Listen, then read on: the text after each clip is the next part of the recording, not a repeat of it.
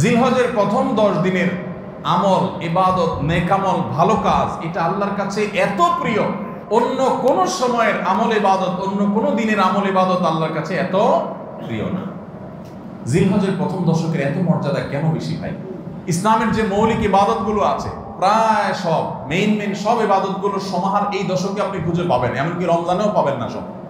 এই দশক যে মর্যাদার দশক যায়, ফজিলতের দশক যায়, ইবাদতের দশক যায়, জিকিরের দশক যায়, তাকবীরের দশক যায়, নফল রোজার দশক যায়, ধারণাই নাই আমাদের। কি করব আমরা কোরআন এবং হাদিসের আলোকে 11টি আমলের কথা বলতে পারি। এই 11টি আমল এই দশকের জন্য খাস, স্পেশাল। নাম্বার 1 নম্বর এই দশকের আমল হলো বেশি বেশি আল্লাহর জিকির করা। কি করা? বেশি বেশি আল্লাহ জিকির করা। কারণ কোরআনে কারিমে সূরা তাওবাতে আল্লাহ রাব্বুল আলামিন এই দশককে ইঙ্গিত করে বলেছেন যে তোমরা আল্লাহ তাআলার জিকির করো ফি আইয়ামিন মাদুদাত, নির্দিষ্ট দিনসমূহে, নির্ধারিত দিনগুলোতে তোমরা আল্লাহর জিকিরে মাশগুল থাকো। এখানে আল্লাহর জিকির যে নির্দিষ্ট দিনগুলোতে রাখার কথা বলা হয়েছে, সেই আয়াতের ব্যাখ্যা আবারও তাফসীর ইবনে কাসিরে এবং ইবনে আব্বাস রাদিয়াল্লাহু আনহু সহ আরো অন্যান্য মুফাসসিরদের থেকে বর্ণিত হয়েছে যে নির্দিষ্ট দিন বলতে জিলহজের প্রথম 10 দিনকে আল্লাহ তাআলা মিন করেছেন। এই 10 দিনই তোমরা আল্লাহর জিকিরে বেশি বেশি করে আল্লাহ তাআলা জিকির করো। তাহলে জিকির শুধু না, পরিমাণে বাড়িয়ে বাড়িয়ে বেশি বেশি পরিমাণে জিকির করতে হবে এই দশকে। আল্লাহ তাআলার স্মরণ অন্তরে হবে, মুখে আল্লাহ তাআলার জিকির চলবে, কাজের মাধ্যমে জিকিরের আমল চলবে, অন্তরের স্মরণের মাধ্যমে, মুখে জিকিরের মাধ্যমে। কোরআনের তেলাওয়াত একটা জিকির, তাসবিহগুলো একটা জিকির, তাহমিদ আল্লাহর প্রশংসা একটা জিকির, এরকম যত জিকির আছে এই দশক হলো জিকিরের দশক। সবচেয়ে বেশি জিকির চলবে। সবচেয়ে বেশি কি চলবে? জিকির চলবে। দ্বিতীয়ত যে আমলটি চলবে তা হলো যে কোনো নেক আমল। কারণ একটু আগে আমরা হাদিস শুনলাম যে নবী করিম সাল্লাল্লাহু আলাইহি ওয়াসাল্লাম বলেছেন মা মিন আইয়ামিন আল্লাহ আমালুস সালিহু ফিহিন্না আহাব্বু ইলাল্লাহ মিন হাযিহিল আইয়াম। এই জিলহজের 10 দিনের চাইতে অন্য কোন দিনের নেক আমল আল্লাহর কাছে বেশি প্রিয় না। মাস হিসাবে রমাদান সবচেয়ে সেরা, আর দিন হিসেবে খুচরা দিনগুলোর মধ্যে রমজানের বাইরে সবচেয়ে সেরা কোনটা? জিলহজের প্রথম দশক। রমজানের পরে মর্যাদার বিচারে সবচেয়ে বেশি মর্যাদাপূর্ণ দশক হলো এই দশক। এই জন্য এই দশকে আমল করলে আল্লাহর কাছে এত প্রিয় যে অন্য কোনো সময়ের আমল আল্লাহর কাছে এত প্রিয় না। এই জন্য এই দশকের দ্বিতীয় আমল হলো বেশি বেশি নেক আমল করা। বেশি বেশি কি করা? নেক আমল করা। রুটিন যে নামাজগুলো আছে, কাজগুলো আছে, সেগুলো বিশেষ ইহতিমামের সাথে করা। অন্য সময় আপনি নামাজের টুকটাক গাফলতি করেন, কিন্তু এই দশকে মোটেই করবেন না। অন্য দশকে আপনার ফজরের জামাত একটু মিস হয়, এই দশক মোটেই করবেন না। আগে থেকে ইহতিমাম থাকবে যে এই দশক কোনোভাবে ইবাদত থেকে আমি যেন দূরে না থাকি। আল্লাহ তাআলা আমাদের সবাইকে আমলের তৌফিক দান করুন। তাহলে 2 নম্বর আমল হলো বেশি বেশি নেক আমল করা এই দশকে। রুটিন নেক আমলগুলো যেগুলো সবসময় করতে হয় এগুলোকে বিশেষ ইহতিমামের সাথে করা, আর আরো নফল আমল বাড়িয়ে বাড়িয়ে করা। আপনি অন্য সময় কোরআন তেলাওয়াত খুব বেশি করতে পারেন না, এই দশকে কোনো অবস্থাতে ছাড়বেন না। অন্য সময় তাসবিহ তেলাওয়াত খুব বেশি হয় না, এই দশকে কোনো অবস্থায় ছাড়বেন না। অন্য সময় নামাজে খুব বেশি খুশু ধরে রাখতে পারেন না, এই দশকে চ্যালেঞ্জ থাকবে যে ধীরস্থিরতার সাথে মনোযোগের সাথে নামাজ পড়ব। এভাবে নেক আমলের কসরত করতে থাকবেন আল্লাহর প্রিয় পাত্র হওয়ার পথে। আমরা এগিয়ে যেতে চাইলে এই দশক, এই 10টা দিন আমাদের জন্য বিরাট বড় একটা সুযোগ। আল্লাহ আমাদের সবাইকে তৌফিক দান করুন। 3 নম্বর, এই দশকের করণীয় হলো সকল গুনাহ থেকে অন্য সময়ের চাইতে এই সময়টাতে বেঁচে থাকার জন্য বেশি সচেষ্ট থাকা। গুনাহ তো 12 মাসই আমরা করব না, কিন্তু এই দশক গুনাহ না করার ব্যাপারে চেষ্টাটা একটু বেশি থাকবে। কারণ আপনারা সূরা তাওবার একটা আয়াত শুনেছেন, আল্লাহ রাব্বুল আলামিন সম্মানিত 4 মাসের আলোচনা করে বলেছেন যালিকাদ দীনুল কাইয়্যিম ফালা তাযলিমু ফিহিন্না আনফুসাকুম। এই সম্মানিত মাসগুলোতে তোমরা নিজের প্রতি নিজে অবিচার করিও না। ভাইরা আমার, তার মানে যে সময়টাতে আল্লাহর নৈকট্য লাভের সুযোগ, ওই সময়টাতে যদি কেউ পাপাচারে লিপ্ত হয়, এর চেয়ে পাপিষ্ঠ আর কে আছে? এই জন্য আল্লাহ রাব্বুল আলামিন আমাদেরকে দরদের সাথে বলছেন, ভাষা খেয়াল করেন, ফালা তাযলিমু ফিহিন্না আনফুসাকুম, তোমরা নিজের পায়ে নিজে কুঠারাঘাত করিও না। এই 10 দিন না, শুধুমাত্র এই পুরো সম্মানিত 4 মাস, সম্মানিত 4 মাসের ভিতরে টানা 3টা মাস চলছে, জিলকদ, জিলহজ, মুহররম, আর একটা হলো রজব মাস, রমজান আগের মাস। তাহলে সম্মানিত 4 মাসের মধ্যে এই 10টা দিন আবার বিশেষ মর্যাদাবান। অতএব এই আয়াতটা এখানে আরো বেশি ফিট হবে, অর্থাৎ পাপাচার থেকে বাঁচার জন্য আলাদা কসরত থাকবে। অন্য সময় আমি গুনাহের কাজ করলেও এই দশকে কোনো অবস্থাতে আল্লাহর নাফরমানি করব না। আল্লাহ আমাদের সবাইকে বেঁচে থাকার তৌফিক দান করুন। ভাইরা আমার, তাহলে 3 নম্বর আমল আমরা পেয়ে গেলাম। 4 নম্বর আমল হলো যাদেরকে আল্লাহ তাআলা সামর্থ্য দিয়েছেন তারা হজ করবেন। এই দশক হজের আমলের মাস, আমলের দশক, এই দশকেই তো হজ হবে। অতএব যাদের তৌফিক দিয়েছেন আল্লাহ তাআলা তারা কি করবেন? হজ করবেন। এটা এই দশকের আমল। এটা হলো 4 নম্বর আমল। 5 নম্বর আমল হলো যাদেরকে আল্লাহ সামর্থ্য দিয়েছেন তারা এই দশকে কোরবানি করবেন। কারণ কোরবানি এমন একটা আমল, নবী করিম সাল্লাল্লাহু আলাইহি সাল্লাম মদিনা হিজরত করেছেন, এরপর থেকে প্রতি বছরে তিনি কি করেছেন? কোরবানি করেছেন। আল্লাহ নির্দেশ করেছেন ফাসাল্লি লিরাব্বিকা ওয়ানহার, তুমি তোমার রবের নির্দেশ পালনার্থে নামাজ আদায় করো এবং কোরবানি করো। এই জন্য ঈদুল আজহা অর্থাৎ এই জিলহজের প্রথম দশকের শেষ দিন অর্থাৎ 10ম দিনে কোরবানির আমলটা করা, এটা যাদের সামর্থ্য আছে তাদের জন্য প্রযোজ্য। এই দশকের একটা আমল হলো কি করা? কোরবানি করা। কয়টা আমল গেল? 5টা।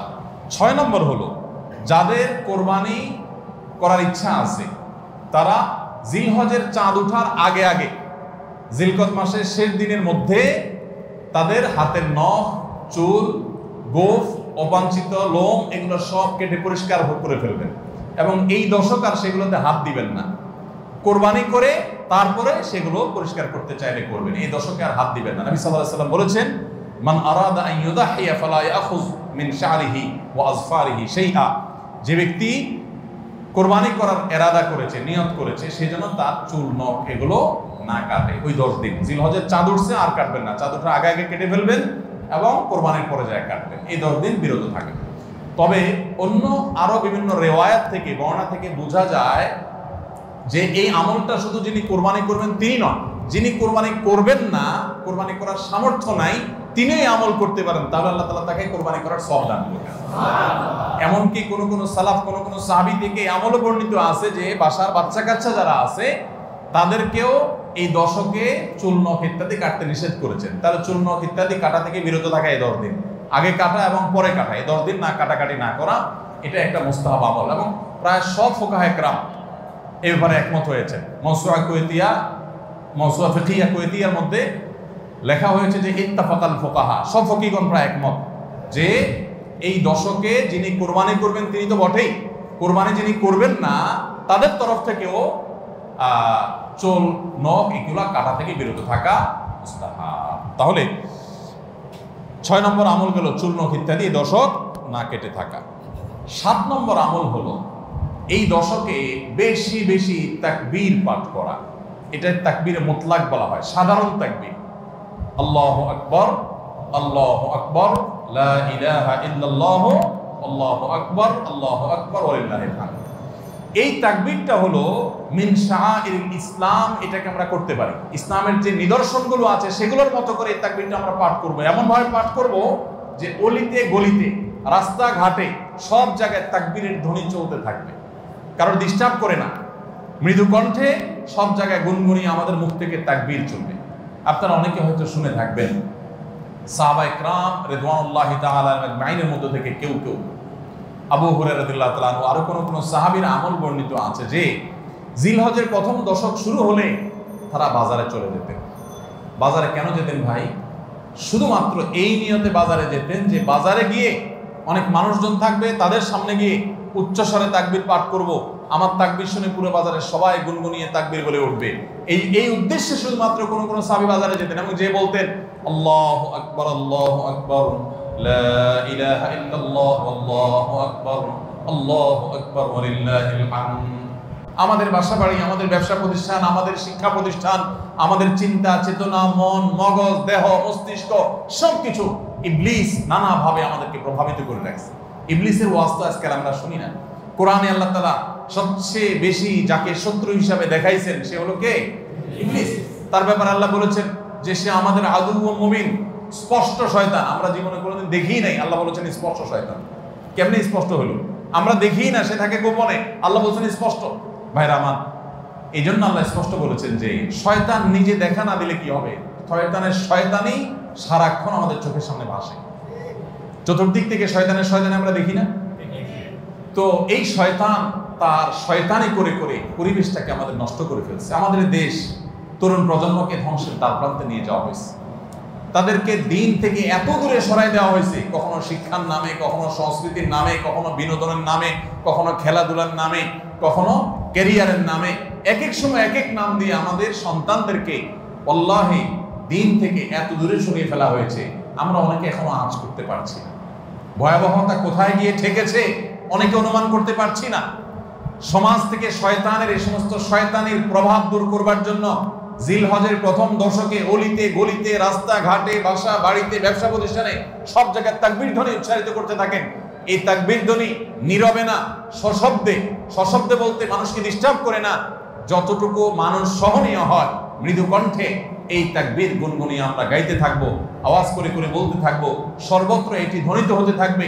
এই আন্দোলনটা আমার প্রত্যেকটি একটু করতে হবে। রাজি আছি তো ইনশাআল্লাহ? ভাইরা আমার, বাজারে গিয়ে, চায়ের দোকানে, মাছের বাজারে বা খুব জমজমাট বাজারে গিয়ে যদি আপনি হঠাৎ করে তাকবীর দিয়ে উঠেন, আল্লাহু আকবার, আল্লাহু আকবার, লা ইলাহা ইল্লাল্লাহ, আল্লাহু আকবার, আল্লাহু আকবার, ওয়ালিল্লাহিল হামদ, কত মধুর কণ্ঠে এই তাকবীর পাঠ করা যায়। আল্লাহু আকবার, আল্লাহু আকবার, আল্লাহ সবচেয়ে বড়, আল্লাহ সবচেয়ে বড়, লা ইলাহা ইল্লাল্লাহ, আল্লাহ ছাড়া সত্যিকারের কোনো মাবুদ নাই, লা ইলাহা ইল্লাল্লাহ, আল্লাহু আকবার, আল্লাহ বড়, ওয়ালিল্লাহিল হামদ, আল্লাহ বড়, আল্লাহ বড় এবং তার জন্য সমস্ত প্রশংসা। ভাইরা আমার, আল্লাহর বড়ত্ব এটা বলতে গিয়ে আজকাল আমাদের অনেকের হেজিটেশন হয়, আমাদের অনেকের মধ্যে ইতস্তত বোধ হয় যে মানুষের সামনে যায় বলবো, একা একা বলি ঠিক আছে, মানুষের সামনে আবার বলবো কেমন লাগে। এগুলো আমাদের ইমানের দুর্বলতার দলিল। আমার আল্লাহর বড়ত্ব বর্ণনা করতে আমার মধ্যে ইতস্তত বোধ যদি হয়, তো আমার যদি নিমুখ হারাম আর কে আছে আল্লাহর জমিনে? আমি কত আল্লাহ নিমুখ হারাম যে আমরা সারাদিন আল্লাহ আমাদের ভিতরে ডুবে আছি, আল্লাহর বড়ত্বটা জোরে বললে কে কি মনে করবে, আমি এই চিন্তা করছি। তো আমরা ইনশাআল্লাহ এই অচল আয়তন ভাঙবো তো? আমরা ইনশাআল্লাহ এই হীনমন্যতা, এই ইতস্ততা দূর করবো তো ইনশাআল্লাহ? হ্যাঁ, আমার টার্গেট করে করে বাসায় যাওয়ার সময় মোবাইলে অ্যালার্ম দিয়ে দিয়ে লিখে লিখে রিমাইন্ড করে করে তারপরে আমল করবো। মনে থাকবে তো ইনশাআল্লাহ? যেখানে মানুষ আছে একটু জোরে জোরে তাকবীর পাঠ করবো। বাসায় ঢোকার সময় জোরে জোরে পড়তে পড়তে ঢুকবেন, যাতে বাসার সবাই তাকবীর দিয়ে উঠে। হঠাৎ মনে হবে একটু জোরে জোরে করবেন, যাতে সবাই তাকবীর দিয়ে উঠে। পুরো পরিবেশটাকে সেভাবে করবেন। আমি আমার বাসায় এই দশক আসলে সাধারণত মৃদু কণ্ঠে ভলিউমের সবসময় তাকবীরটা চালু করে রাখি, যাতে সবাই মনে হয়। অফিসে কম্পিউটারে এটাকে মৃদু কণ্ঠে চালু করে রাখি, অন্যান্য কাজ করতে থাকে, এই আওয়াজ চলতে থাকে, যাতে করে যে আসে সে দেখে তার মনে হয় সে আমলটা করতে পারে। তো আমরা এই আমলটা চিন্তা করবো তো ইনশাআল্লাহ? যদি আপনি বাজারে গিয়ে তাকবীর বলেন, আমাদের সমাজের যে অবস্থা, যে অবক্ষয়, দ্বীনি চেতনা দিন দিন যেভাবে হারিয়ে গেছে, আপনার তাকবীর শুনে হয়তো অনেকে হাসবে। হঠাৎ করে যখন বাজারে গিয়ে তাকবীর দিবেন জোরে জোরে, বলবে ব্যাপার কি? কেউ কেউ হয়তো ইশারা করতে, মাথায় হয়তো কোনো সমস্যা আছে। এরকম হতে পারে, হতে পারে কি পারে না? কেন হতে পারে? কারণ সব গাফেলদের মধ্যে একজন জাকের আসছে, সব গাফেলদের মধ্যে একজন জাকের আসছে। যেখানে সবাই গাফলতিতে নিমজ্জিত, সেখানে একজন জিকিরকারী আসছে।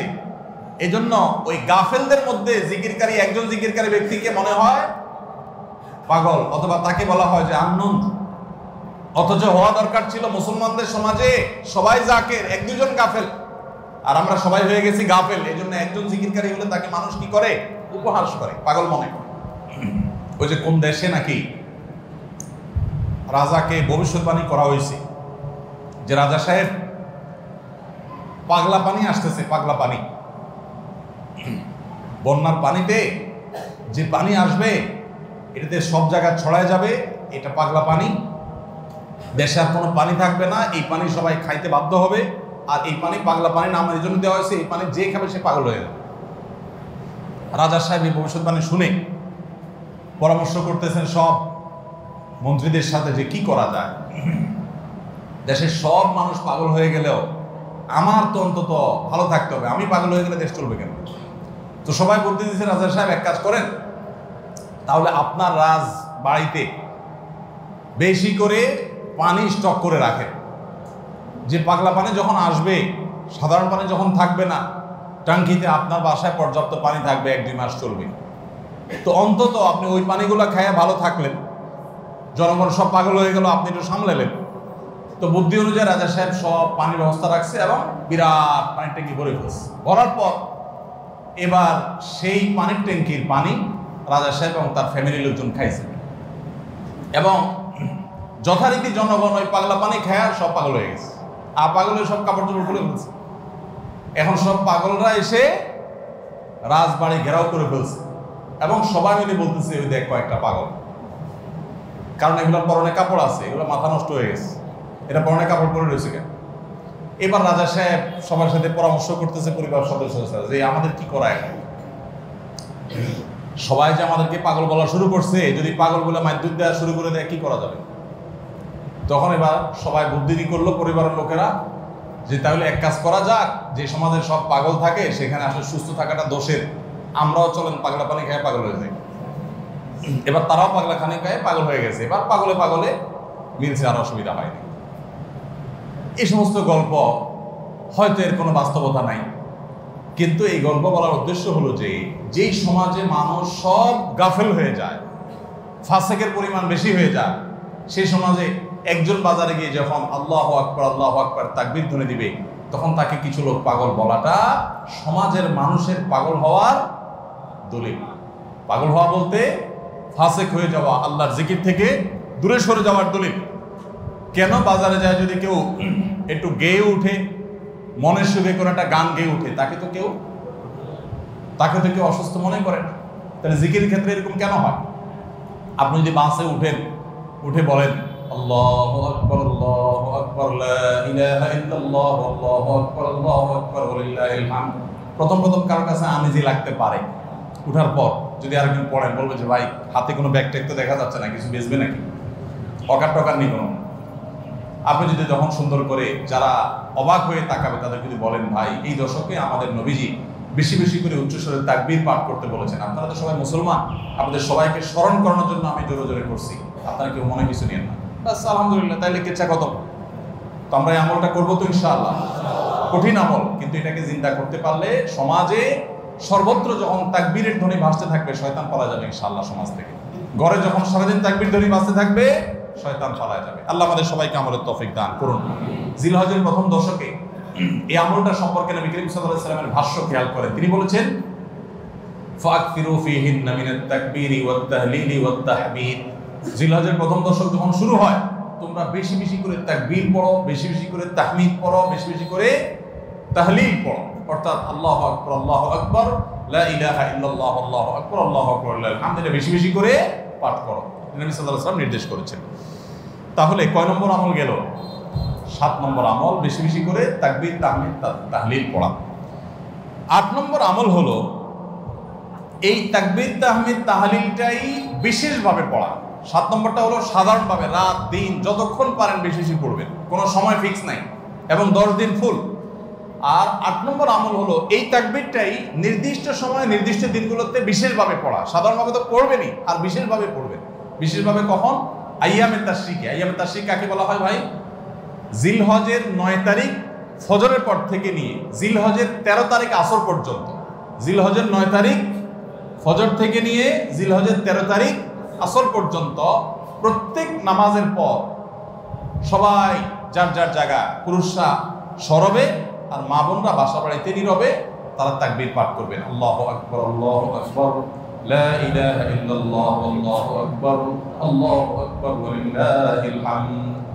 প্রত্যেক নামাজের পরে একা একা পড়েন আর জামাতে পড়েন, সর্বাবস্থায়। জামাতে পড়লে ইমামের সাথে তাল মিলায় পড়তে হবে জরুরি না, প্রত্যেকে যার যারটা শেষে পড়বেন। মনে থাকবে তো ইনশাআল্লাহ। তাহলে 8 নম্বর আমল হলো আইয়ামে তাশরিক, অর্থাৎ জিলহজের 9 তারিখ থেকে 13 তারিখ পর্যন্ত প্রত্যেক নামাজের পরে তাকবীরগুলো জোরে জোরে পাঠ করতে থাকবো ইনশাআল্লাহ। 9 নম্বর আমল হলো জিলহজের 1 তারিখ থেকে 9 তারিখ পর্যন্ত এই 9 দিনই নফল রোজা রাখা। এই 9 দিনই নফল রোজা রাখা। এই 9 দিন নফল রোজা রাখা সম্পর্কিত একটা হাদিস পাওয়া যায়, এবং এই 9 দিনের নফল আমল সম্পর্কে মওসুআ ফিকহিয়া কুয়েত থেকে প্রকাশিত ফিকহ বিশ্বকোষ, সেখানে বর্তমান সময়ের সবচাইতে অথেন্টিক ফতোয়ার কিতাবগুলোর মধ্যে থেকে, প্রসিদ্ধ কিতাবগুলো থেকে একটা, ফতোয়ার কিতাবগুলো থেকে মওসুআ ফিকহিয়া কুয়েতিয়া, সেখানে লেখা হয়েছে যে ইত্তাফাকাল ফুকাহা, সমস্ত ফকিহগণ এবারে একমত যে জিলহজের প্রথম তারিখ থেকে 9 তারিখ পর্যন্ত এই 9 দিনই রোজা রাখা মুস্তাহাব। এই 9 দিন রোজা রাখা মুস্তাহাব। বিভিন্ন বর্ণনায় এটি প্রমাণিত হয়, যদি সে বর্ণনাগুলো কোনো সনদি মুহাদ্দিসরা কেউ আপত্তি তুলেছেন, কিন্তু ফুকাহা কেরাম এ ব্যাপারে রেকমেন্ড করেছেন যে এই 9 দিন রোজা রাখা মুস্তাহাব। যেহেতু জিলহজের প্রথম 10 দিনের পুরো 10 দিনই ইবাদত আল্লাহর কাছে প্রিয়, অতএব নফল আমল, রোজাও একটা নফল আমল, সেই হিসাবে রোজাটা অটোমেটিকও চলে আসে। এজন্য 9 নম্বর আমল হলো জিলহজের 1 থেকে 9 তারিখ পর্যন্ত এই দিনগুলো কি করা? রোজা রাখা। 10 নম্বর আমল হলো স্পেশালি বিশেষভাবে আরাফার দিনে অর্থাৎ জিলহজের 9 তারিখে রোজা রাখা। জিলহজের 9 তারিখে কি করা? রোজা রাখা। প্রথম 9 দিন সাধারণ, আর বিশেষভাবে 9 তারিখের গুরুত্ব আরো বেশি, কারণ নবী করিম সাল্লাল্লাহু আলাইহি ওয়াসাল্লাম বলেছেন সিয়ামু ইয়াউমি আরাফা আহতাসিবু আলাল্লাহি আন ইউকাফিরা আস-সানাতাল্লাতী ক্বাবলাহা ওয়াল্লাতী বা'দাহা। আরাফাত দিনের রোজা অর্থাৎ জিলহজের 9 তারিখের রোজা, এই রোজা সম্পর্কে আল্লাহর কাছে আমার ধারণা, আল্লাহর প্রতি নবী সাল্লাল্লাহু আলাইহি ওয়াসাল্লাম বলছেন যে আমার ধারণা যে এই রোজার বিনিময়ে আল্লাহ তাআলা 1 বছর পূর্বের আর 1 বছর পরের অর্থাৎ আগামী 1 বছর এবং গত 1 বছরের গুনাহ আল্লাহ তাআলা মাফ করে দিবেন। আমরা এই পর্যন্ত যত ফজিলতের কথা শুনেছি, পিছনে গুনাহ মাফ করে দিবেন, গত 1 বছর গুনাহ মাফ করে দিবেন, সারাদিনে গুনাহ মাফ করে দেওয়া হবে, এরকম বিভিন্ন হাদিস আমরা শুনেছি।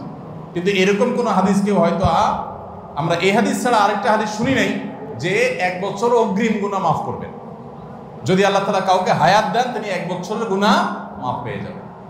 কোন হাদিস বেত্তাগণ বলেন যে হাদিসের মধ্যে ইশারা পাওয়া যায় যে কেউ যদি আরাফাতের রোজা রাখার তৌফিক পায় হয়তোবা আগামী 1 বছর হায়াত পাওয়ার তৌফিক হবে তার। যদিও এটা জাস্ট একটা ব্যাখ্যা, এটা এমন না যে হাদিসে বলা হয়েছে আলাদা গ্যারান্টি দিয়ে, এরকম না। অতএব ব্যত্যয় ঘটলে করতে পারে। কথা বুঝে আসছে ভাই? তো এই জন্য এই আরাফাত দিনের রোজা এটা আমরা মিস করবো না ইনশাআল্লাহ। তাহলে 10 নম্বর আমল গেল জিলহজের 9 তারিখের রোজা। 11 নম্বর আমল হলো ঈদুল আজহার সমস্ত সুন্নাতগুলো আমল করা। ঈদুল আজহার অনেকগুলো সুন্নাত আছে না, এই সুন্নাহগুলো সবগুলো আমল করা। ঈদুল আজহার যে সুন্নাহগুলো আমল সাধারণত হয় না, গোসল আমরা করি, সুগন্ধি আমরা ব্যবহার করি, আলহামদুলিল্লাহ, অন্য অনেক সুন্নাত আমরা আমল করি, কিন্তু যে সুন্নাতের আমল সাধারণত হয় না তার ভিতরে একটা হলো ফজরের নামাজ মহল্লার মসজিদে এসে পড়া, ভোর রাতে আগে আগে উঠা। অন্য সময়ের চাইতে ঈদের দিন ফজরের মুসল্লি আরো আমাদের মসজিদে কম থাকে, কারণ চাঁদ রাতে তামাশা করে বেড়ায়, ফজর নামাজ মিস হয়ে যায়। তো ইমানদার সেটা করতে পারেন না। ঈদের সুন্নাহটা বিশেষভাবে আদায় করার চেষ্টা করা দরকার, অর্থাৎ জামাতের সাথে ফজর নামাজ পড়া দরকার, আগে আগে উঠা দরকার। ঈদের দিনের সুন্নাতগুলোর মধ্যে থেকে একটা। আরেকটা সুন্নাত আমাদের অবহেলিত, আদায় হয় না, সেটা হলো ঈদুল আজহা হোক আর ঈদুল ফিতর হোক, ঈদের নামাজ মাঠে পড়ার চেষ্টা করা দরকার। কোথায়? মাঠে।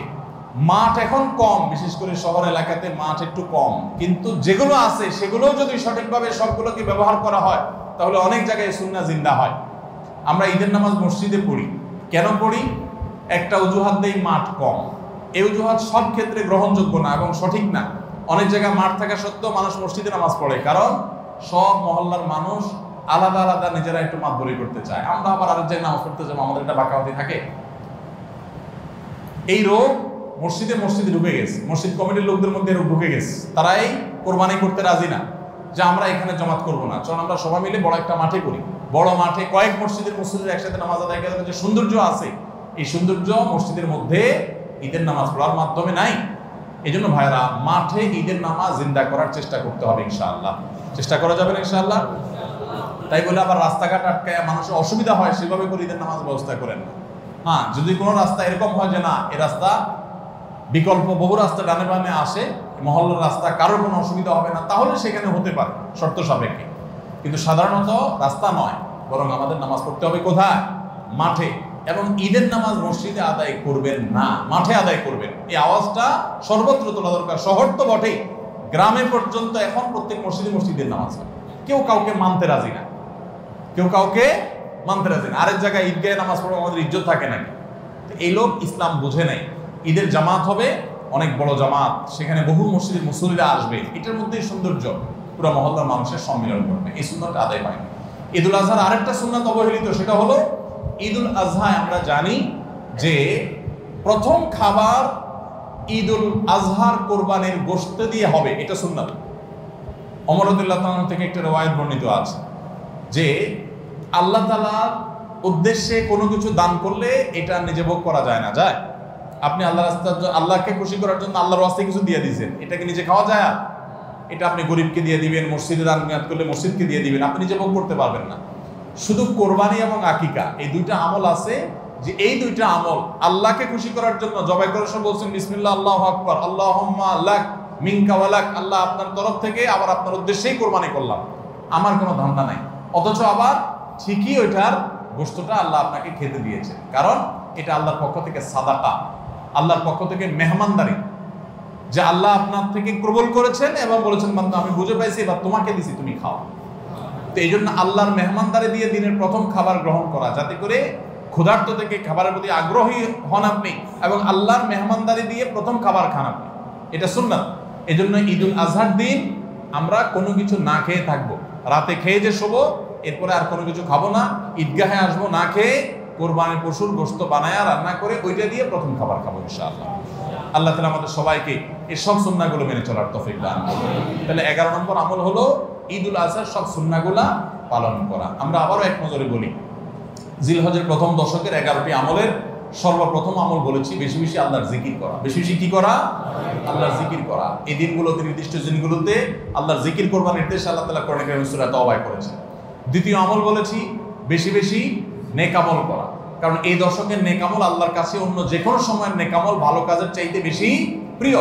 এই দশকের নেক আমল চলতে থাকবে, সেটা জিকির হোক, তেলাওয়াত হোক, দান সাদাকা হোক, নফল রোজা হোক, নফল নামাজ হোক, যত রকমের ইবাদত আছে, এটা ইবাদতের দশক। রমজানে যেরকম ইবাদত করতে থাকি আমরা, এই দশকে এরকম কি চলবে? ইবাদত চলতে থাকবে। 3 নম্বর আমল হলো অন্য যে কোনো সময় আমরা গুনাহ এবং পাপাচার থেকে বাঁচার জন্য যতটা চেষ্টা করি, এই দশকে গুনাহ থেকে বাঁচার চেষ্টাটা হবে অন্য যে কোনো সময় চাইতে অনেক বেশি, কারণ এই দশক মর্যাদাপূর্ণ ইবাদতের জন্য। সেখানে গুনাহ করলে তার দায় এবং তার প্রায়শ্চিত্ত এরকম ভয়াবহ হবে। এই জন্য এই দশকে গুনাহ থেকে বিশেষভাবে বেঁচে থাকার চেষ্টা করা। 4 নম্বর আমল বলেছিলাম যাদের আল্লাহ সামর্থ্য দিয়েছেন তারা হজ করবেন। 5 নম্বর আমল বলেছিলাম যাদের আল্লাহ সামর্থ্য দিয়েছেন তারা কোরবানি করবেন। 6 নম্বর আমল বলেছিলাম যারা কোরবানি করবেন, এমনকি বিভিন্ন হাদিস থেকে বোঝা যায় যারা কোরবানি করবেন না তারাও, এমনকি বাচ্চাদেরকেও জিলহজের এই 10 দিন চুল নখ কাটা থেকে বিরত থাকবেন। চাঁদ ওঠার আগে আগে করবেন আর কোরবানির পরে করবেন। কয় নম্বর আমল গেল? 6 নম্বর।